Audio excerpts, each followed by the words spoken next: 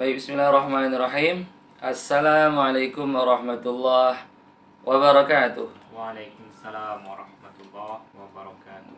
Alhamdulillah rabbil alamin.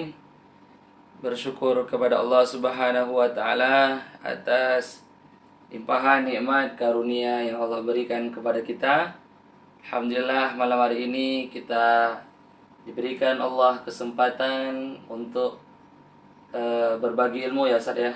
Sharing-sharing mengenai tentang akidah Ahlussunnah wal Jamaah, dan begitu juga nanti bagaimana itu paham-paham Wahabiyah yang sekarang beredar di kalangan masyarakat Riau ya khususnya. Tak lupa kita bersolawat kepada baginda Nabi Muhammad SAW. Allahumma salli ala Sayyidina Muhammad wa ala ali Sayyidina Muhammad. Baik, sebelumnya kita ingin memperkenalkan dulu Ustaz, siapa nama Ustaz dan alumni mana terdahulu, setelah itu sampai di mana saja telah menuntut ilmu akidah Ahlussunnah wal Jamaah, dan begitu juga bagaimana pemahaman tentang Ustadz mengenai paham-paham Wahabi yang beredar di masyarakat kita. Silakan Ustadz, siapa namanya Ustadz? Assalamualaikum warahmatullahi wabarakatuh. Salam warahmatullahi wabarakatuh. Alhamdulillahirabbil alamin wassalatu wassalamu ala asyrofil anbiya'i wal mursalin Sayyidina Muhammad wa ala alihi wa sahbihi ajma'in. Baiklah, sebelum kita menjawab dari pertanyaan Pak Ustadz tadi, alangkah baiknya bagi saya untuk memperkenalkan diri.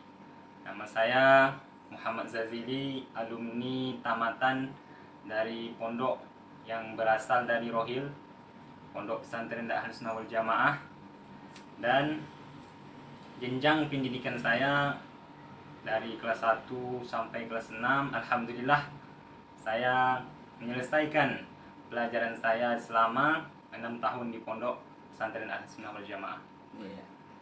Sebelumnya Ustaz, mengenai pondok pesantren yang Ustaz pernah di situ menimba ilmu, saya dapat kabar dari rekan-rekan dakwah juga bahwa pondok pesantren Ahlussunnah wal Jamaah yang berada di Kecamatan Kubu itu, Rokan Hilir ya Ustaz ya? Itu mereka lebih mengepentingkan, mengedepankan akidah itu Ustaz ya? Gimana ya? Coba gimana pemahamannya Ustaz? Itu memang pondok pesantren Ahlussunnah wal Jamaah itu mereka sangat mementingkan perkara-perkara akidah, perkara Ahlussunnah wal Jamaah, akidah Ahlussunnah wal Jamaah. Dulu pondok pesantren kami itu terkenal atas 2 perkara. Pertama bahasa Arab, kedua akidah. Nah, jadi yang sekarang yang tinggal, bukan tinggal sih, yang bahasa Arab itu masih ada, cuman kurang begitu bergejolak gitu. Bukan ditekankan ya? Nah, ya. Berarti pemahaman atau ilmu akidah Ya, ini yang ilmu lebih, akidah yang lebih itu. ditekankan dulu itu ya Ustaz ya? Karena dulu ilmu akidah itu kami belajar satu kitab Syekh Hamdullah Al-Harari, Mukhtasar Hamdullah Al-Harari. Kitab tauhid itulah yang kami pelajari selama di Pondok Pesantren Ahlussunnah wal Jamaah. Dan beliau juga yang mengganti nama pondok kami menjadi Pondok Pesantren Dakwah Ahlussunnah wal Jamaah. Begitu Ustaz. Boleh tahu kami Ustaz, siapa itu Ustaz? Syekh Abdullah Al-Harari itu Ustaz? Syekh Hamdullah Al-Harari itu beliau berasal daripada Kota Haror, dan di tempat ibarat kampung lah gitu. Kampung namanya Kampung Habsyah. Habsyi ya. Mereka di situ orang-orang berkulit hitam gitu Ustaz. Jadi sejarah pelajaran beliau dulu, beliau itu melewati hutan, keluar hutan, masuk hutan untuk menuntut ilmu agama, akidah Terkhusus di bidang akidah Ahlussunnah wal Jamaah. Berarti pondok Ahlussunnah wal Jamaah itu berimamkan kepada Syekh Abdullah Al-Harari, begitu ya Ustaz ya? Gurunya kami dulu, gurunya itu guru Syekh Abdullah Al-Harari. Ya, baik. Ya, selanjutnya Ustaz ini mengenai paham-paham Wahabi ya. Karena begitu banyak paham Wahabi yang beredar di masyarakat kita, Kalau di Kubu sih ada juga begitu Ustaz ya. Ada. Yang di Rokan Hilir Ustaz begitu ya. Ya, nama tempat pasti ada karena mereka kan menyebar gitu. Iya, iya. Mungkin teori dakwahnya Iya. mereka bagaimana menyampaikan kebaikan, mungkin hal mereka seperti itu Iya. Ustaz ya. Nah, ini begini Ustaz. Eh, kita melihat dari pandangan kita ya, bahwa menurut kami nih, Ya. paham Wahabi ini cukup sangat pesat, atau dalam arti kata lain pengaruhnya itu cukup besar. Besar ya. Namun di kalangan para ulama-ulama Ahlus Sunnah wal Jamaah ada perbedaan antara pemahaman ulama-ulama Ahlus Sunnah wal Jamaah dan ulama yang Salafi ini katanya. Itu gimana menurut Ustaz? Jadi sedikit kita bercerita tentang yang namanya Wahabi tadi kan. Iya. Sedikit kita bercerita tentang Wahabi. Wahabi itu dulu asalnya yang saya ketahui dirintis oleh seorang yang bernama Muhammad bin Abdul Wahab. Muhammad bin Abdul Wahab. Jadi beliaulah yang merintis namanya Wahabiyah. Muhammad bin Abdul Wahab mempunyai ayah yang nama Abdul Wahab. Abdul Wahab. Abdul Wahab bermazhab Imam Hambali. Dan Muhammad bin Abdul Wahab ini juga mempunyai seorang saudara kandung yang bernama Syekh Sulaiman. Jadi Muhammad bin Abdul Wahab inilah yang merintis keyakinan Wahabi ini. Beliaulah yang fondasi awal daripada kelompok Wahabi ini. Gitu. Dialah yang membuat organisasi yang gitu lebih cocoknya. Organisasi Wahabiyah itu. Berarti intinya kata Wahabiyah ini berasal dari kata imam mereka begitu ya saya. Syekh siapa tadi Ustaz? Syekh Muhammad bin Abdul Wahab. Syekh Muhammad Abdul Wahab. Begini Ustaz, menurut Ustaz kan mondok di kalangan pondok-pondok Ahlussunnah wal Jamaah. Ya. Pertanyaannya, di mana sih kesalahan mereka begitu Ustaz? Jadi salah satu kesalahan mereka itu mereka mengambil suatu ayat yang mana ayat itu tidak mereka pahami betul-betul maknanya. Istilahnya mereka mengambil suatu ayat itu dengan secara zahir. Nah, di dalam Al-Quran itu kan ada namanya ayat mutasyabihat, ayat muhkamat. Yang mana ayat mutasyabihat ini ayat yang begitu mempunyai makna yang banyak. Istilahnya harus ditakwil dulu. Harus kita cari makna yang sesuai dengan ayat sebelumnya. Itu. Sedangkan ayat muhkamat adalah ayat yang begitu jelas maknanya tentang makna daripada ayat tersebut. Jadi kita patokan ayat mutasyabihat itu harus berujuk dengan ayat muhkamat gitu. Jadi ayat muhkamat ini adalah ayat yang maknanya itu sudah jelas. Kalau yang mutasyabihat tadi Ustaz? Mutasyabihat itu ayat yang ibarat hadis mutawatir, masih ada perincian. Ada mesti harus dijelaskan begitu. Dijelaskan. Kita cari takwil gitu. Di dalam Al-Qur'an juga dijelaskan. Kita dalam mengambil suatu ayat itu, jikalau terdapat ayat mutasyabihat harus kita takwil. Gitu, Ustaz. Jadi mereka itu kelompok Wahabiyah ini, salah satu kesesatan mereka mengambil suatu ayat tersebut tidak mentakwil ayat itu. Itu kesalahan mereka. Dan mereka memaknai mentafsir ayat itu salah dengan ayat pada dasarnya. Kalau kaitannya dengan akidah mereka itu gimana Ustaz?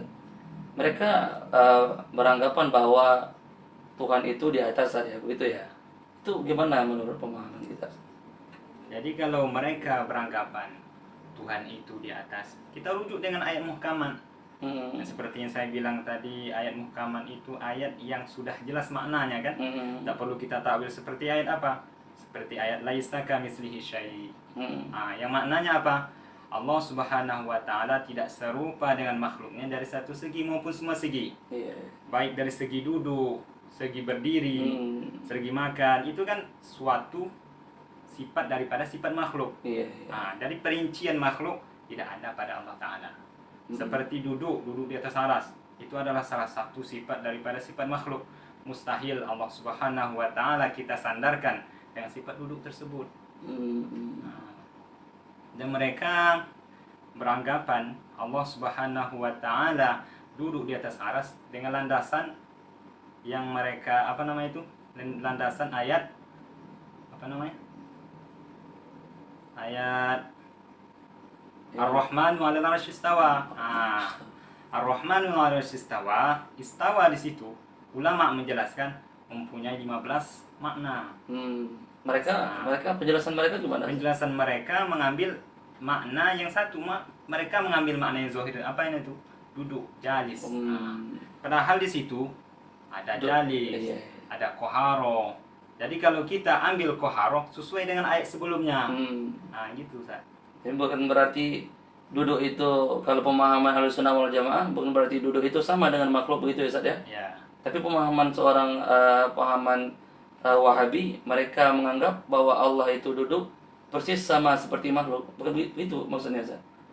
Maksudnya gimana Ustaz? Nah, tadi kita pemahaman ulama-ulama Ahlussunnah wal Jamaah bahwa Ar-Rahmanu 'ala 'arsy istawa tadi, bahwa Allah itu duduk bukan berarti duduknya sama seperti makhluk.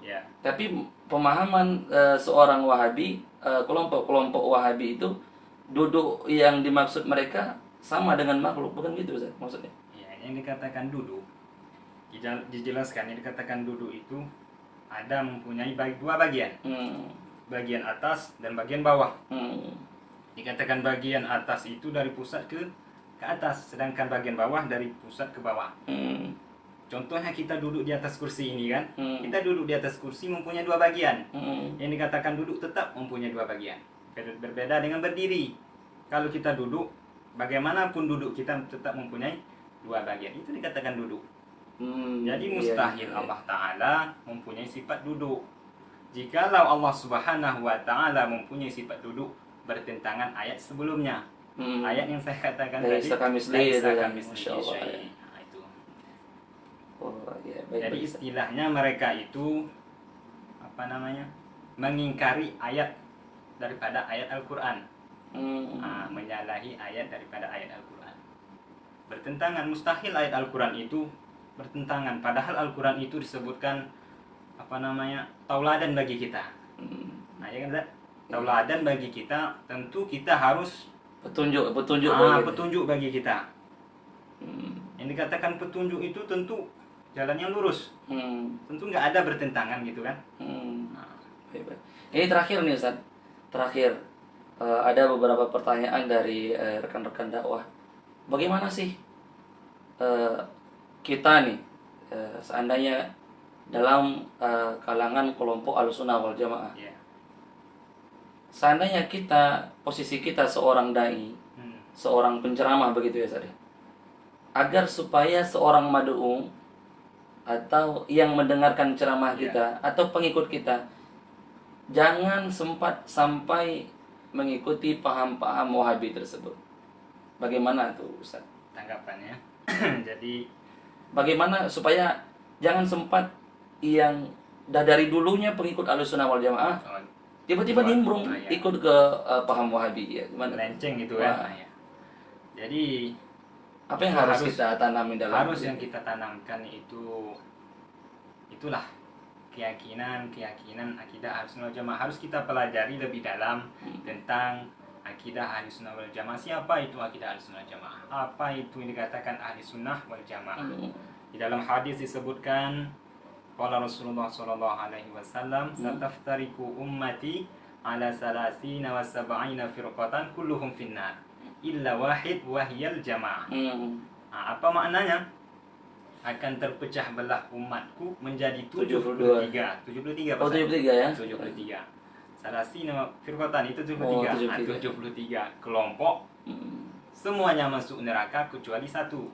Jadi istilahnya 72 itu masuk neraka kecuali satu. Ya, Ahlussunnah wal Jamaah tadi Ustaz. Wahiyal jamaah. Dan jamaah dikaji itulah akidah Ahlussunnah wal Jamaah.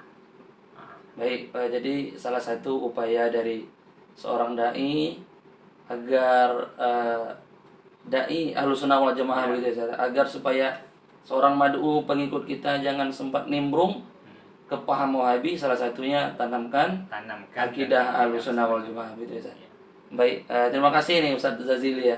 Sudah menyempatkan waktunya untuk diwawancarai beberapa pertanyaan dari saya. Mudah-mudahan ini video bermanfaat buat kita semua, dan ini tidak ada unsur apa namanya, mengejek begitu ya. Artinya tidak ada niat untuk menyalahkan dari kelompok satu dengan kelompok yang lainnya. Rekan-rekan sekalian, ini adalah tugas saya, tugas kuliah daripada mata kuliah jurnalistik dakwah. Saya sebagai jurnalisnya dan Ustadz Azili sebagai narasumbernya. Jadi adapun kutipan-kutipan dari isi video kami ini, semoga bisa diambil manfaatnya, dan juga kita bisa selalu istiqomah ya dalam akidah Ahlussunnah wal Jamaah. Sekian dari kami akhiri. Assalamualaikum warahmatullahi wabarakatuh. Waalaikumsalam warahmatullahi wabarakatuh.